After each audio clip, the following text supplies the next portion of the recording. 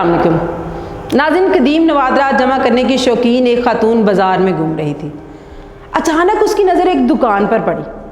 اس نے دیکھا کہ ایک شخص اپنی دکان کے کاؤنٹر پر بلی کو دودھ پلا رہا ہے، اور حیرت کی بات یہ تھی کہ جس پیالے میں بلی کو دودھ پلایا جا رہا تھا وہ چینی کا ایک قدیم پیالہ تھا، اور اس چینی کے قدیم پیالے کی قیمت $30,000 سے کم نہ تھی۔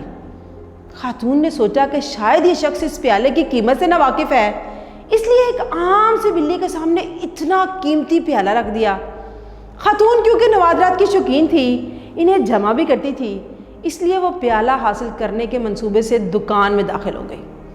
اس نے اپنے طور پر بے حد چلاکی سے کام لیتے ہوئے دکاندار سے کہا، جناب کیا آپ یہ بلی فروخت کرنا پسند کریں گے؟